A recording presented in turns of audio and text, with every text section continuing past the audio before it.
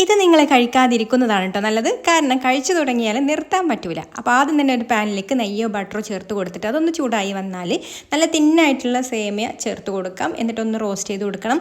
കൂടെ തന്നെ ഒരു ടേബിൾ സ്പൂൺ പഞ്ചസാരയും കൂടെ ചേർത്ത് കൊടുത്തിട്ട് ഒന്ന് റോസ്റ്റ് ചെയ്ത് നല്ലൊരു ഗോൾഡൻ കളറായിട്ട് വരുന്ന സമയത്ത് ലോ ഫ്ലെയിമിൽ ഇട്ടിട്ട് വേണം കേട്ടോ റോസ്റ്റ് ചെയ്തെടുക്കാനല്ലേ, ഈ പെട്ടെന്ന് കരിഞ്ഞു പോകും. അപ്പോൾ ഇതുപോലെ ഒന്ന് കളറായി കഴിഞ്ഞാൽ പിന്നെ ഫ്ലെയിം ഓഫ് ആക്കിയിട്ട് നമുക്ക് ഉടനെ തന്നെ ഇതിൽ നിന്ന് പകുതി മാറ്റി വെച്ചിട്ട് പകുതി നമുക്ക് ഈ ഒരു പാത്രത്തിലേക്ക് ഇട്ട് കൊടുത്തിട്ട് ഒന്ന് അങ്ങ് സെറ്റ് ചെയ്തെടുക്കാം. നന്നായിട്ടൊന്ന് അങ്ങ് പ്രസ് ചെയ്ത് കൊടുത്തിട്ട് ഫ്രിഡ്ജിൽ വെച്ചാൽ മതിയേ. ഇനി ഇളനീരിൻ്റെ കഷ്ണങ്ങളാണ് എടുത്തിട്ടുള്ളത്. അത് മിക്സിയുടെ ജാറിലേക്ക് ചേർത്ത് കൊടുത്തിട്ട് ആവശ്യത്തിന് പാലും കൂടെ ഒഴിച്ച് കൊടുത്തിട്ട് ഇത് നന്നായിട്ടൊന്ന് അരച്ചെടുക്കാം. എന്നിട്ട് ഒരു സോസ് പാനിലേക്ക് മാറ്റിയിട്ട് ഇതിലേക്കൊരു 1.5 കപ്പ് പാൽ ഒഴിച്ച് കൊടുത്തിട്ട് മിക്സ് ചെയ്ത് കൊടുക്കുന്നുണ്ട്. പിന്നെ ഒരു 2 ടേബിൾ സ്പൂൺ കോൺഫ്ലവറും പിന്നെ മധുരത്തിനായിട്ട് കണ്ടൻസ്ഡ് മിൽക്കും പഞ്ചസാരയും കൂടെ രണ്ടും കൂടിയാണ് കേട്ടോ ഞാൻ ചേർത്ത് കൊടുക്കുന്നത്.